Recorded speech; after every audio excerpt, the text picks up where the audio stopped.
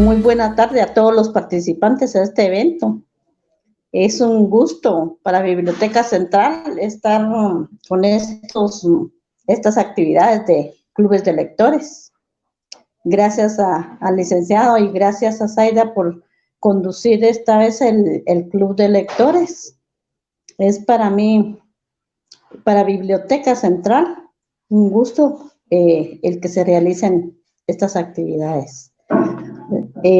Zaida va a ser nuestra moderadora y ella está a cargo de leer la hoja de vida del licenciado Francisco. Adelante, Zaida. Gracias. Muchas gracias, licenciada. Buenas tardes. Mi nombre es Zaida González y pues estudié el profesorado en Lengua y Literatura en lo que fue la Facultad de Humanidades. Entonces aquí tenemos a un gran escritor guatemalteco, Francisco Alejandro Méndez, que es escritor, novelista, cuentista, crítico literario y periodista guatemalteco. Él tuvo el Premio Nacional de Literatura Miguel Ángel Asturias en el año 2017. Es licenciado en Periodismo por la Universidad de San Carlos de Guatemala, doctor en Letras por la Universidad Nacional de Costa Rica. Algunas de sus obras son Manual para Desaparecer, Sobrevivir para Contarlo, Crónicas Urbanas, Ruleta Rusa, Completamente Inmaculada, Saga de Libélulas, etc. Sus obras han sido publicadas en antologías en español, inglés, francés, alemán y polaco. También cabría mencionar de que Francisco es de los pocos escritores que trabajan lo que es el género de la novela negra. Que esta novela, por ejemplo, Saga de Libélulas, es un ejemplo de este tipo de literatura. Y ahí estaríamos, licenciada, con la introducción a este escritor. Muchas gracias, Zaida. Entonces, estaríamos escuchando al maestro Francisco Alejandro Méndez para que nos hable no solo de esta obra, sino un poco sobre su vida y todo, y en el tema académico, literario. Y luego tendríamos un espacio para el público que está con nosotros para hacer algunas preguntas, comentarios, alguna crítica con respecto a la obra que se leyó. Adelante, maestro. Muy buenas tardes. Para mí es un gusto compartir con ustedes. Les agradezco por haber escogido mi libro de cuentos y pues con mucho gusto responderé sus comentarios o preguntas sobre la lectura. Bueno, yo soy egresado de la Universidad de San Carlos, de la Escuela de Periodismo. En cuanto a mi actividad académica, pues fui a estudiar a Costa Rica, saqué una maestría en cultura centroamericana, luego saqué un doctorado en letras y cultura centroamericana en Costa Rica, en la Universidad Nacional, y luego estudié un post en Estados Unidos, un postdoctorado, una especialización en literatura contemporánea estadounidense. Esa es un poco la formación que he tenido académica. He sido catedrático de algunas universidades privadas y alguna vez he tenido la suerte de dar clases en San Carlos como profesor interino, sobre todo en la Escuela de Comunicaciones. En cuanto a mis trabajos académicos, he publicado algunos libros de crítica, sobre todo crítica de autores centroamericanos. También hice un diccionario de críticos y autores guatemaltecos que se llama DACLIG, que ahora estoy planeando una segunda edición para actualizarlo. Y ahora soy profesor de la Universidad Nacional de El Salvador, en la cual doy clases sobre literatura centroamericana, testimonial y demás. Entonces, en la Universidad de El Salvador me pidieron un libro de crítica donde voy a reunir los artículos que he publicado en varias revistas y va a salir un libro que espero sirva mucho para estudiantes de literatura, de historia y de periodismo. También el año pasado publiqué un libro de entrevistas que se llama La Zona Intersticial, que es un libro de entrevistas que hice a lo largo de mi carrera periodística. En este caso, que es el tomo 1, son a artistas guatemaltecos como Luis Cardosa, como Monterroso, algunos maestros de la pintura, de la música, de la danza y el teatro guatemalteco. Es un libro que también creo que puede aportar mucho en el periodismo, en la historia y en la literatura, por supuesto. Pues en esas estoy, en estar publicando. Ahora salieron sus dos últimos libros. Uno se llama Si Dios me quita la vida, que es una novela corta que salió ahorita. Yo tuve un accidente ahorita en julio en el cual lamentablemente se me quebraron 5 vértebras y tengo las 2 rodillas también que me tienen que poner prótesis. Entonces estoy en silla de ruedas y una cama ortopédica, esperando un poco mi operación. Entonces, como parte de muchas ayudas de editoriales, publiqué estas 2 novelas, perdón, la novela Si Dios me quita la vida y este libro de cuentos que se llama 5 casos peliagudos para el comisario. Ahora en Filgua se va a presentar una nueva novela del comisario, que es la número 4, que se llama Está de perros, un caso peludo para el comisario. Y a partir del otro año se van a publicar. Yo tengo 12 novelas terminadas, listas para publicar del comisario, así que el otro año vamos a ir sacando algunas novelas para darle pues vida a este personaje del cual he trabajado muchos años. También he sido como periodista, entonces muchas de las experiencias del periodismo de investigación que he trabajado en Guatemala me han servido para escribir el tipo de relatos que ustedes leyeron. En este caso, Ellas mueren, ellas matan, que es un cuento donde reúno, eh, un libro de cuentos donde reúno primero mujeres que son asesinas. Ustedes habrán leído ahí sobre cómo actúan estas mujeres asesinas, y en el otro es básicamente mujeres que son asesinadas. Es decir, este es un libro que me surgió precisamente a partir de la violencia de género, los feminicidios. Son cuentos que escribí en diferentes épocas, pero después me di cuenta que tenía un poco el hilo conductor y lo reuní en el 2018. Salió la primera edición en la editorial Patológica, se llama. Ahora estamos terminando la segunda edición, que básicamente son los mismos relatos, solo corrigiendo algunas faltas por ahí, pero creo que es un libro que puede circular y que en el campo pues de la literatura, el crimen y todo, pues tiene su función. Así es que pues soy un escritor pues que he publicado más o menos unos 39 libros. Ojalá algún día quisiera alcanzar a Enrique Gómez Carrillo, que es nuestro gran autor más prolífico, que publicó 98 libros en vida, y no es porque me interese así llenar de libros, sino que porque tengo mucho que decir y tengo muchas novelas del comisario que creo que podrían publicarse. Así es que esto puedo contarles de mi parte. Tal vez algo que no tiene que ver con la literatura, pero que ha sido parte de mi vida, es que he sido criador de perros los últimos años. Precisamente esta novela que se llama Está de perros es un poco el homenaje que le hago a los perros que me han acompañado. Lamentablemente con el accidente tuve que prescindir de mis perros, tuve que venderlos, regalarlos. Y yo vivía en una granja, carretera Santa Rosa de Lima, con mis 25 perros, y debido a mi accidente, pues solo me quedé con dos perros que no están conmigo ahorita, porque como estoy incapacitado, pues no puedo tenerlos, pero espero ya recuperarme para poder otra vez tener la compañía de estos animales tan bondadosos. Así es que pues esto le puedo decir yo, y si en dado caso quieren cualquier pregunta o comentario al respecto de los relatos, igual si no les pareció, si tienen algún reclamo, yo encantado de contestar todo lo que ustedes tengan a bien, y muchas gracias por invitarme al club. Muchas gracias, Francisco, por su intervención. Yo en lo personal le quería comentar de que su personaje Pérez Chamán, a mí me fascina porque yo siempre digo que él es el Sherlock Holmes, pero de Guatemala. Yo creo que es más o menos esa idea que yo tengo de él. Y me encanta que viva en el Esquital porque yo vivo aquí. Okay. Entonces me siento más conectada a este personaje. Hay un cuento, no me recuerdo cuál fue, pero me recordó mucho a uno de Pedro Lemebel, el de las luces y la música nunca se apagaron. Ah, ¿cómo no? Sí, pero no me recuerdo cuál fue el cuento, pero sí me remitía mucho a este otro, por la forma en la que está narrado, cómo es de crudo y gráfico en cierta forma todo lo que usted va describiendo. Y como le comento, su personaje es el recurso de la intertextualidad, de poner a Pérez Chamán en varios de sus novelas. Yo creo que es como que un sello de usted.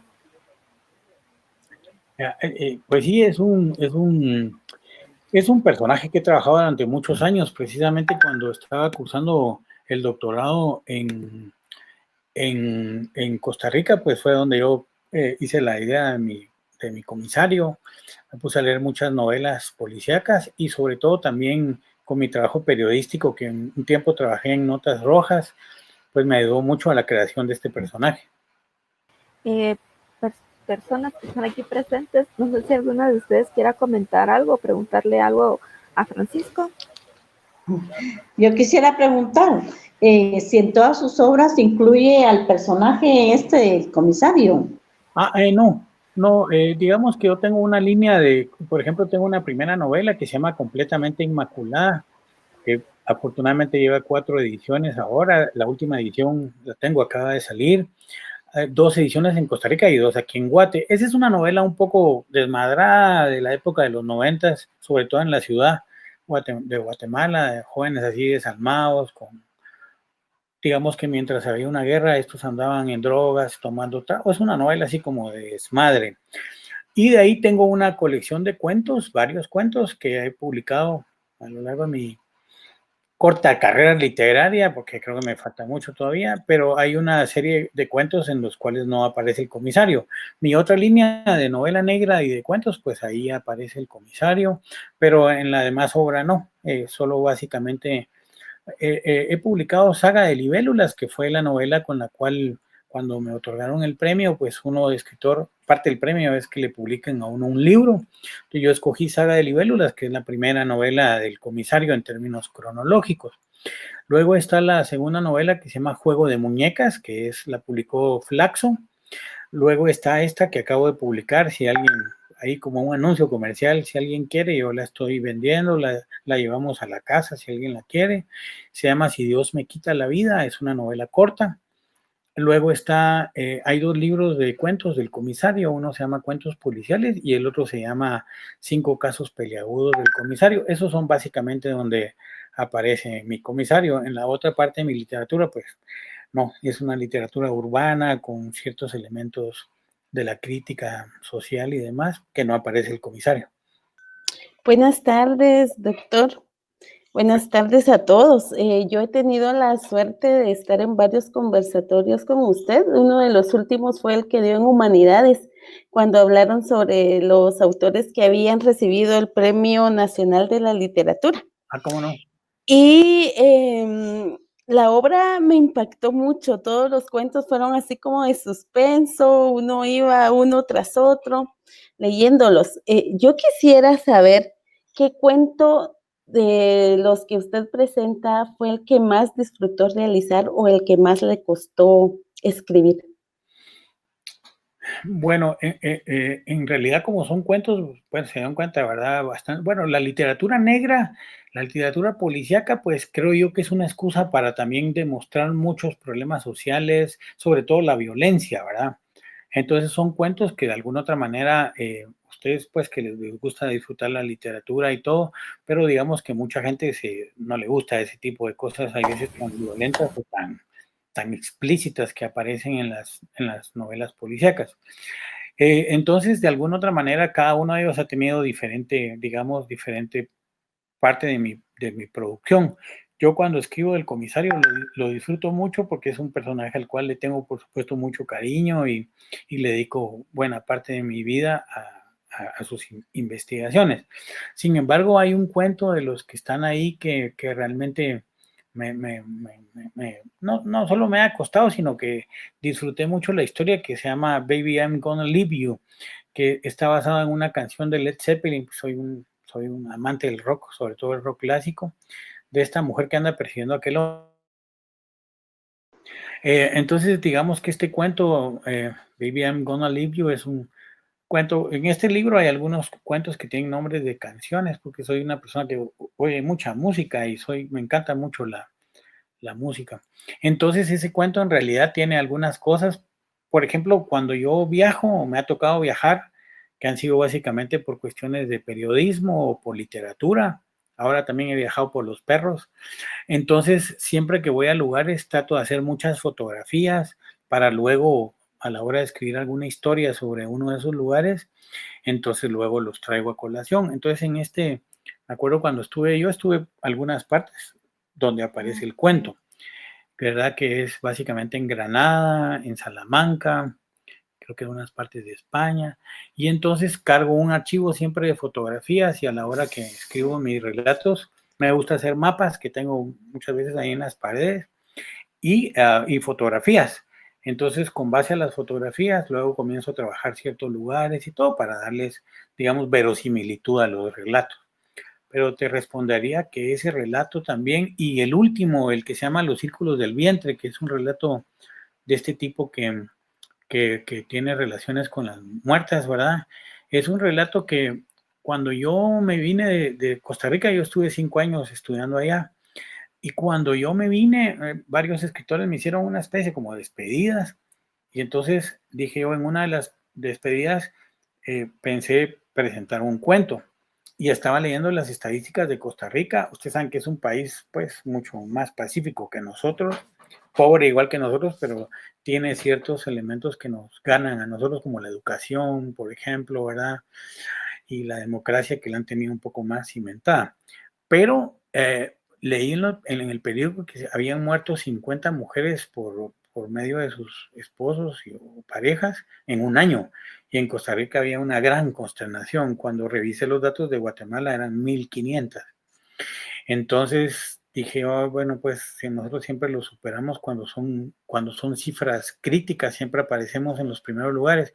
Entonces, este cuento también me dolió mucho, pero por otro lado era una forma de presentar precisamente la violencia contra la mujer, que si ustedes se dan cuenta, no solo ya están muertas, sino que todavía sin muertas son violentadas las mujeres, es decir, ni siquiera la muerte puede evitar que las mujeres sigan siendo violentadas de manera física, sexual o psicológica.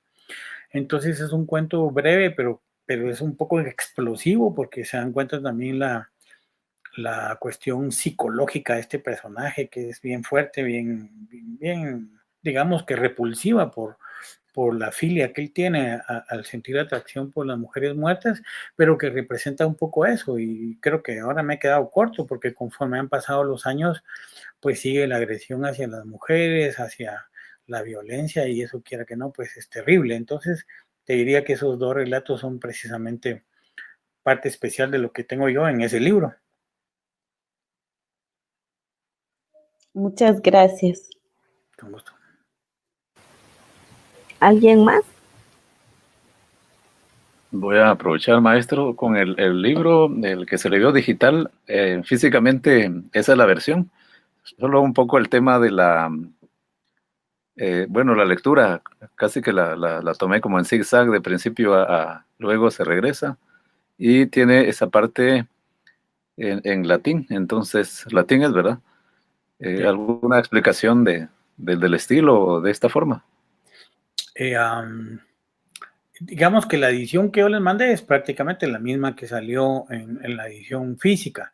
Ahorita, como les conté, estoy trabajando un poco la cuestión de la segunda edición. No recuerdo esta parte que me menciona. ¿Está al principio o está al final?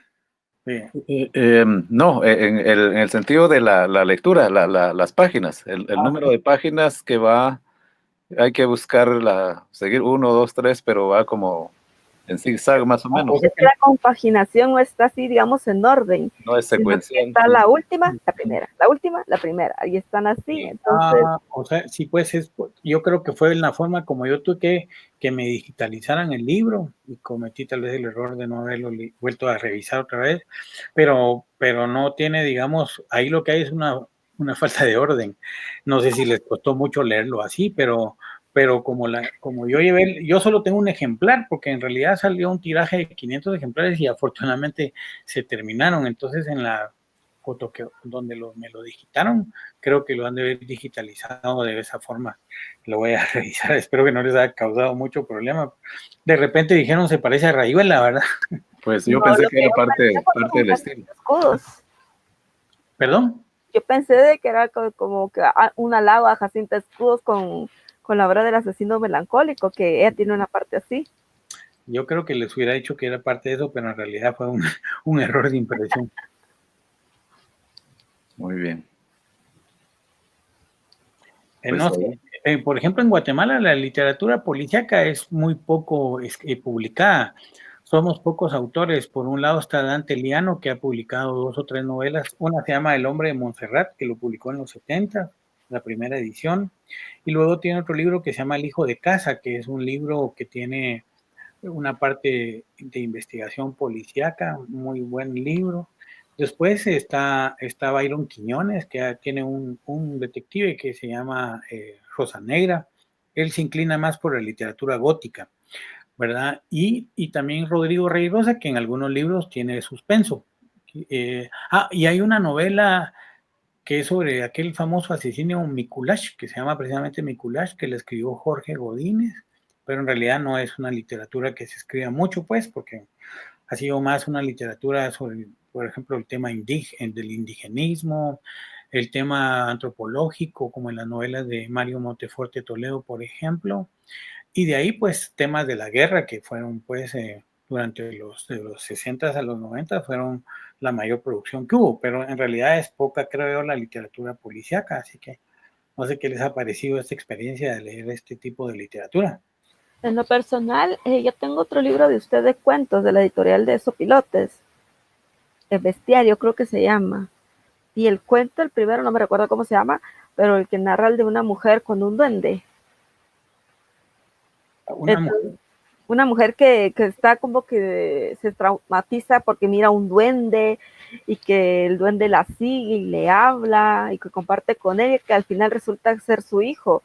Entonces, al menos yo cuando leí el cuento, lo que yo me imaginé es el estrés postparto que sufren las mujeres y que tal vez a mi forma de ver tal vez podría ser agregado a este libro, de que es un tipo de sufrimiento que tiene la mujer y que muchas veces no se ven asociar, sino que simplemente, son mujeres, pero como dijo Yoconda Belli, a las mujeres apasionadas las tratan de locas, pero la pasión en el hombre se mira como una virtud. Sí, tienes razón. Lo que pasa es que como en este caso sí hay, en los dos hay muertes y todo, entonces para eso quizá no lo incluí. En esta que tú dices que se llama El Enano, creo yo, el cuento, ¿cómo se llama? Es más que todo psicológico, ¿verdad? Y eso creo que es un poco la diferencia. ¿Cuál fue el objetivo de escribir? Yo creo que es el primer cuento. Yo creo que es en latín.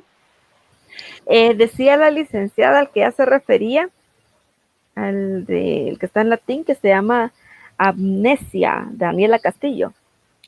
Sí. Lo que pasa es que yo traté de hacer una especie como de monólogo precisamente que no se entendiera, ¿verdad? Porque es como mostrar cuando alguien habla y no lo entienden, ¿verdad? Como que estuviera hablando en otro idioma y que trata de expresar. Es una especie de testimonio. Yo no quise explicarlo en ese momento, porque de alguna otra manera dije, si explico se le va a quitar un poco la magia. Pero la idea era eso, ¿verdad? Que la gente diga, ¿y esto qué es? ¿Y por qué está aquí? ¿Y qué tiene que ver con todo lo que está, con todo lo que estoy leyendo? Entonces, en ese sentido, es precisamente eso, ¿verdad? La forma como uno lee y dice, ¿qué es esto? Y si uno busca, hay unas palabras inventadas y todo, que es una especie como de balbuceo. Y esa era la idea. Y no sé si había otra pregunta. O se quedaron muy impactados. Es que nos dejó sin palabras. Viera de que ahorita usted ya aclarándonos lo del cuento. Tristemente, es eso, de que tal vez en conjunto la sociedad guatemalteca es el hecho de el hablar, el no escucharnos ni nada, porque con todo lo de la situación, por ejemplo, toda la situación que está dando, de que se va a ir a manifestar el sábado, pero el sábado no hay nadie en los palacios, no hay nadie ahí, entonces es estar gritando al vacío. Sí. Entonces yo creo que es una situación así que usted plantea en el cuento, Sí. Estar gritando sin que nadie lo escuche a uno. Exacto, y yo no quise explicarlo porque es que si lo explico entonces ya no, pero ahora, digamos, así como ustedes ya lo leyeron y tienen la duda, pues por supuesto, ¿verdad? Es una forma de aclarar porque si no, no, pero la idea es un poco tirar eso, ¿verdad? Esa cuestión que hay veces eso pasa, ¿verdad? Que a uno le hablan los hijos a uno y uno dice es que no te entiendo, no es que no entender, lo que pasa es que no estás en mi idioma, no estás en mi forma del habla, porque por ejemplo hoy los patojos tienen otra forma de habla, otra forma de expresar, incluso un tatuaje es una forma de expresar, por ejemplo en mi época ninguno se tatuaba, pero ahora cuesta encontrar a alguien de los patojos, digamos, de 20 años, que muchos de ustedes seguramente tendrán, pero que ya están tatuados, que tienen otro, digamos, otra forma de comunicación, porque un tatuaje es una forma de comunicación. Pero hay gente que dice, ay, es que yo no, eso no, por ejemplo, la música, ¿verdad? Ay, yo no entiendo esa, no es que no lo entiendas, lo que pasa es que no comprendes esa forma. Entonces yo creo que era un poco eso, ¿verdad? Y si se dan cuenta, en todos los cuentos hay diálogos, hay toda una historia como tal, pero en este, que es un texto que comienza así, no hay ninguna de esas formas de comunicación. Entonces, esa forma, digamos, que tenemos los guatemaltecos de falta de eso que mencionabas, de falta de diálogo, de falta de expresarnos, creo que eso de alguna otra manera lo vemos, ¿verdad? En cada uno de esos relatos vemos un poco la idea de por qué la muerte y por qué la situación. Yo leyeron este que se llama Antonieta, mi amor, que es este tipo, que es un poeta. Cabal, de eso le iba a comentar. Sí, y yo tengo, ay, no sé si se ve, perdón, ahí va a salir una escoba, pero yo tengo ese cuadro que está ahí. Ese cuadro se mira, ¿verdad? Ese es un cuadro de Botero, que se llama El Baño. ¿Se dan cuenta de la figura de la mujer? Ella se parece mucho a Antonieta. Yo precisamente cuando este cuadro, yo me he cambiado casi unas 40 veces de casa. Y la verdad es que donde me he cambiado siempre me llevo ese cuadro, porque ese cuadro fue el que me sirvió como una forma de completar ese cuento de Antonieta, mi amor. ¿Verdad? Que también es una forma un poco del personaje de la frustración que hay, pero inconscientemente quiere acabar con la esposa, que lamentablemente así pasa, ¿verdad? En muchos matrimonios, que el desgaste, el hábito y el hecho de estar siempre compartiendo las mismas cosas y todo eso, pues llega un momento en que hay, como dicen ese dicho, ¿verdad? Del amor al odio hay un paso, ¿verdad? Y entonces todo lo que hace para que él no la quería asesinar, pero inconscientemente sí la quiere asesinar, porque después le da el toque final, ¿verdad? Que es muy crudo, pero creo yo que uno se queda corto. En Guatemala digo que hay veces uno no necesita ser escritor, sino solo redactar la realidad, porque en realidad hay mucha violencia. Los niveles que hay en nuestro país superan cualquier parte, ¿verdad? Del mundo. Nosotros estamos junto con Salvador y Honduras entre los países más violentos del mundo. Por ejemplo, lamentablemente, por ejemplo, en cuestiones de desnutrición, ya le ganamos a África, que es vergonzoso eso de ganarle, porque aquí la mitad de los niños están desnutridos. Entonces, este país ofrece, digamos, voy a decirlo así, ¿verdad? Lamentablemente, pues porque es un país, como decía Otto René Castillo, hermoso, pero es horrendo por ese tipo de cuestiones tan crueles que hay. Entonces, cuando uno escribe este tipo de literatura, en mi caso, pues estoy tratando como de reflejar ese tipo de violencia que es individual, que es sistemática, que es colectiva, ¿verdad? Y a mí me ha interesado mucho ese tema, ¿verdad? Porque es el tema que vivimos cotidianamente los guatemaltecos, ¿verdad? Uno se levanta y oye las noticias y a las 6 de la mañana ya hubo un ametrallamiento, incluso con pandemia, ¿verdad? A las 11 ya hubo un camionetazo en la carretera del Atlántico o el Pacífico, y entonces no hay un día que podamos descansar, porque de alguna otra manera siempre la violencia está muy cercana a nosotros. Somos un país en el cual la violencia en la época de la guerra era una violencia ideológica. La universidad fue una de las grandes atacadas y víctimas, digamos, del Estado y del ejército. ¿Se acuerdan que incluso la universidad fue allanada por el ejército, ¿verdad?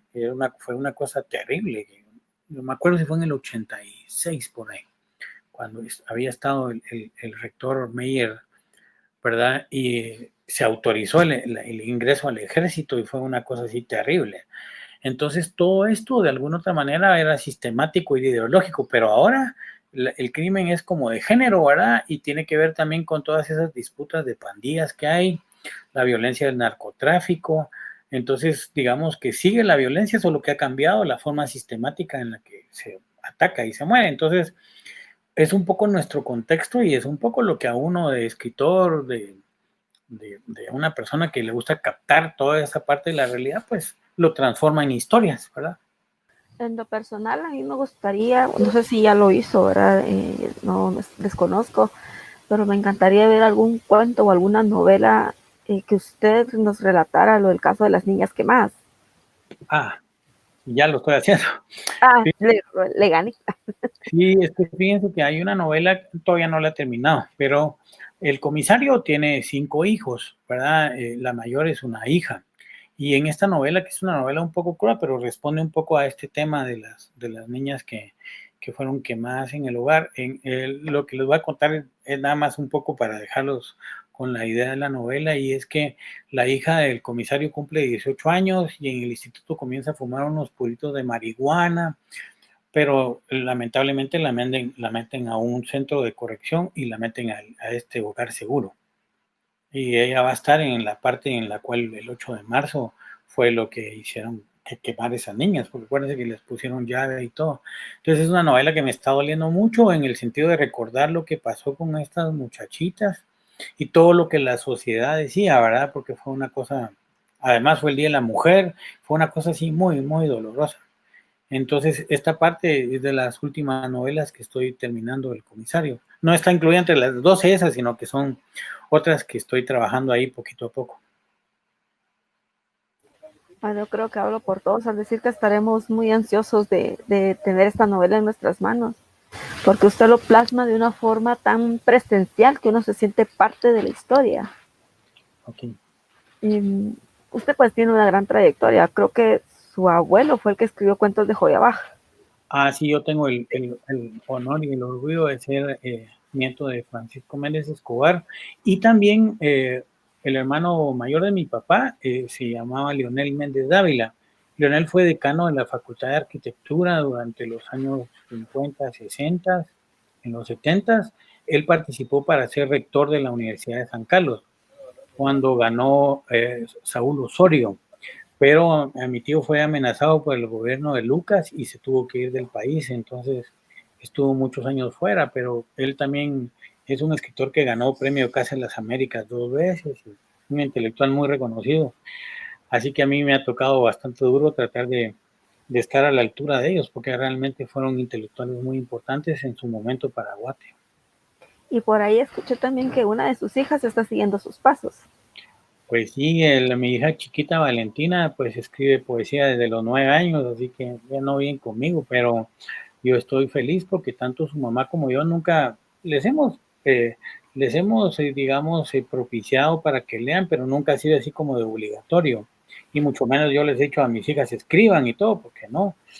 Pero de un tiempo para acá ella empezó a mostrarme sus poemas y realmente son, no lo digo como papá, sino como lector, son poemas muy lindos, así que ojalá de repente vaya siguiendo leyendo y todo y captarlo, porque yo pienso que este país uno tiene mucho que decir, y querer a este país también es tratar de expresar lo que uno siente o lo que uno le duele al país, ¿verdad? Porque eso ocurre, ¿verdad? Como lo hizo, tomando todas las distancias del mundo, como lo hizo Asturias, como lo hizo Cardosa, Luz Méndez de la Vega, como lo hizo Margarita Carrera, que cada uno de su manera particular, pues ha hablado de este país y le ha dolido a este país y también ha admirado a este país. Entonces es un país en el cual andamos queriendo y odiando todo el tiempo, ¿verdad? Sí, las palabras, no me recuerdo, pero dice que dura eres Guatemala. Y sí, ¿verdad? Sí. Manuel José Arce. Sí, Manuel José y Otto René, que decía mi hermoso y horrendo país, ¿verdad? Porque son esas grandes contradicciones que tenemos, ¿verdad? Sí. Bueno, no sé si alguien más quiere aportar algo. En el tema del libro, ellas mueren y matan. Por decir algo, maestro, ¿cómo le ha ido? Es decir, esto como está en latín o algo así. ¿En dónde se lee? ¿En dónde lo vende a nivel de esa parte del marketing del libro, verdad? Miren, yo por lo general he publicado a mí me gustan las ediciones pequeñas, ¿verdad? Las ediciones de autor o las ediciones como la que leyó Zaida de Los Opilotes, que es una editorial cartonera que hace trabajos con papel reciclable. Entonces, esta edición de Ellas Matan y Mueren fue una edición de también una editorial pequeña que se llama Patológica. Y lo vendí, digamos, yo en este país, pues como es difícil uno tener un agente literario y todo, pues uno escritor vende sus libros, también los edita y veces y también los distribuye. Entonces yo por dar clases en otras universidades muchas veces o alumnos o exalumnos pues me compran, entonces afortunadamente se acabó el libro. Ahora estoy pensando una segunda edición y he pensado mucho si voy a incluir o no ese texto en latín de Daniela Castillo, que es la que lo firma, para ver si de alguna otra manera tiene o no esa buena penetración. Pero ahorita ya no existen copias. Yo de hecho solo tengo una, que es la única que me quedó porque de ahí pues las vendimos todas y como les digo no era una edición muy grande. Ahora por ejemplo tengo esta de Si Dios me quita la vida, que si alguien quisiera, pues tengo, mis hermanos como me están apoyando, hicimos una especie como de guardia entre todos, ¿verdad? Entonces mis hermanas, cuando alguien me compra un libro, ellas se encargan de irlo a dejar. Algunas veces cuando la gente me los pide que se los firme, pues con mucho gusto los firmo. Y entonces, digamos, hacen el pedido o pueden depositar o cuando uno lleva el libro, lo pueden pagar. Entonces, por ejemplo, el de Si Dios me quita la vida vale 150 y el otro también, el de 5 cuentos peleagudos del comisario vale 150, pero digamos, si compran los dos, pueden salir en 250, ¿verdad? Es una forma de tener autores guatemaltecos, porque yo creo que uno debe consumir, pues, no solo yo, sino que otros autores, porque nuestros autores representan el imaginario colectivo y nuestra parte de la identidad. Entonces creo que bueno que ustedes tengan club de lectura de autores guatemaltecos porque no estamos acostumbrados a leer literatura guatemalteca. De hecho, si ustedes ven los programas de educación, uno lee literatura clásica, hispanoamericana, europea, española y de último ve guatemalteca. Cuando debería ser al revés, deberían haber unos 4 cursos de literatura guatemalteca, de centroamericana, y claro que hay que leer a los clásicos, por supuesto, pero como que la literatura guatemalteca siempre se deja de último, cuando debería ser al revés, en términos pedagógicos, digo yo, porque son nuestros autores, son los que han construido toda esta ficción y tenemos autores fabulosos, gigantescos, desde que la literatura guatemalteca comenzó. Agregando a lo que ustedes dicen, a veces colocan obras que no son adecuadas para los chicos. Por ejemplo, yo vi que a un niño de segundo básico le estaban pidiendo que leyera 100 años de soledad. Si a uno de grande le cuesta entenderla, y tristemente son por ese tipo de elecciones literarias que realizan que los jóvenes terminan detestando la lectura. Así es, completamente de acuerdo. Por ejemplo, ponerle a leer a uno el Quijote en primero básico, además que les ponen el libro a uno y no hay toda una contextualización. Entonces, en ese sentido, yo creo que es importante como mejorar la pensa educativa, hacer nuevas propuestas, porque hay libros que se deben de leer en diferentes momentos, ¿verdad? Porque así debe ser.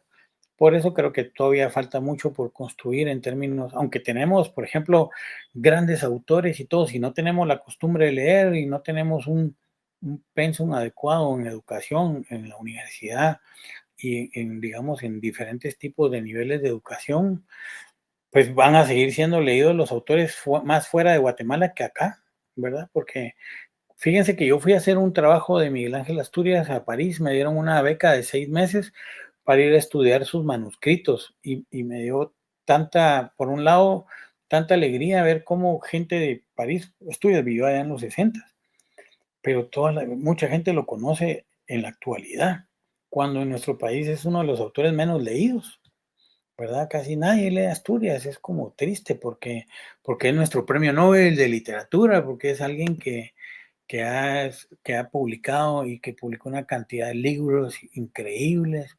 Entonces no entiendo yo cómo pasa eso, ¿verdad? Que no se le dé un lugar tan importante a un escritor como él y que se le dé afuera. Pero cuando uno empieza a entender y ver los procesos educativos, se da cuenta que ocurre eso, que en las mismas centros educativos no se les da el lugar. No es porque sean mejores, sino que simplemente el lugar que se le da a la literatura guatemalteca.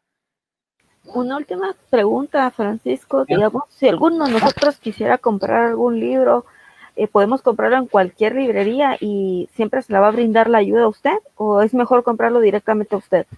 No, sí, en la librería lo que pasa es que como la librería siempre pues tienen que ganarle por el lugar y todo, algunas veces son más caros, pero digamos si ustedes quisieran comprarme a mí con mucho, bueno, en las librerías igual pues me ayudan a mí con los derechos de autor.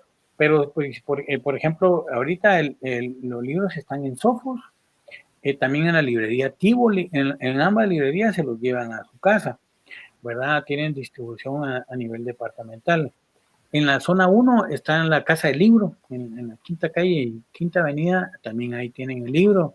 Y a partir del lunes también tienen algunos libros en el Fondo de Cultura Económica, ¿verdad? Entonces, si ustedes quieren en librería, sí está bien, pero si quisieran, por ejemplo, de mi parte que se los mandáramos con la familia, igual, con mucho gusto.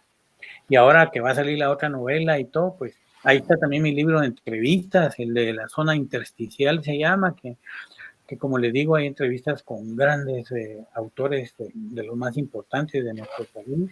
Entonces, ahí tengo bastante ahí para aportar, así que si desean comprarlos, pues con mucho gusto y yo estaré agradecido también.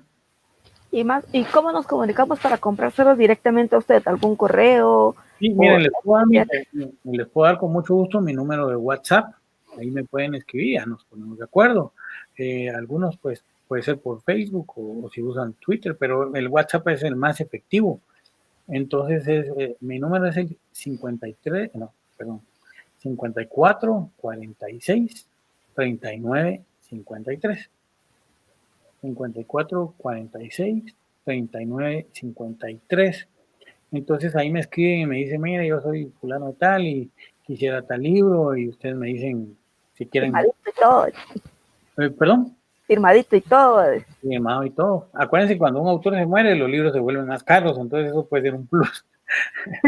Yo espero sobrevivir.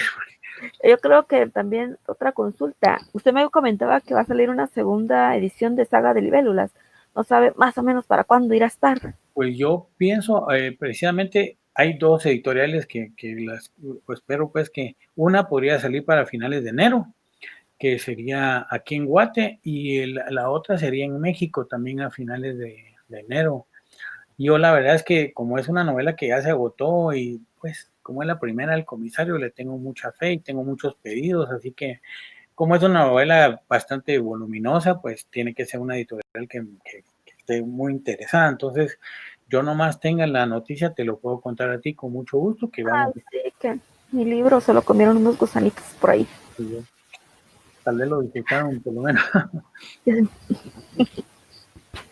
Licenciado Belisario, no sé si usted nos va ya a clausurar.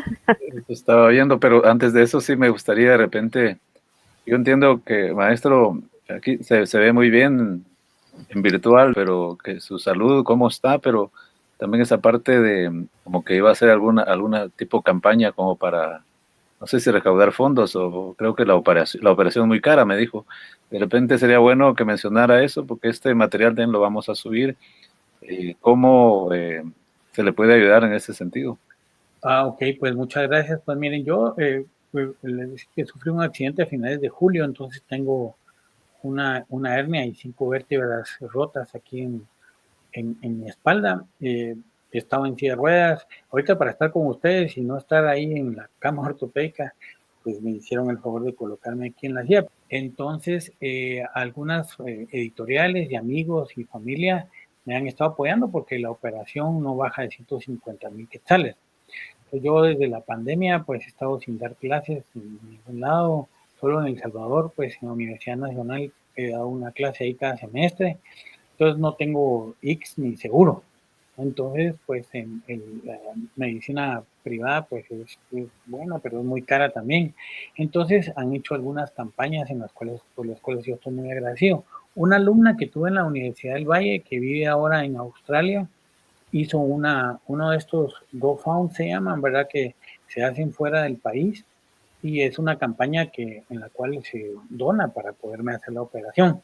Entonces, por ahí por las redes está circulando también este GoFund que dice una ayuda para Francisco Mena, entonces se puede por ahí apoyar ahí o en algunos de los casos con mi hermana o conmigo, pues la gente me habla y con mucho agradecimiento y mucha pena también, me da pena que yo no pueda, ¿cómo se llama?, salir adelante esto, pero como es algo bastante difícil, pues entonces hemos aceptado la ayuda y mucha gente ha colaborado y yo estoy muy contento con eso y también haría un llamado por si tienen colaborar para que yo pueda ya estar en mis cabales, ya poder caminar y poderme desempeñar de mejor manera.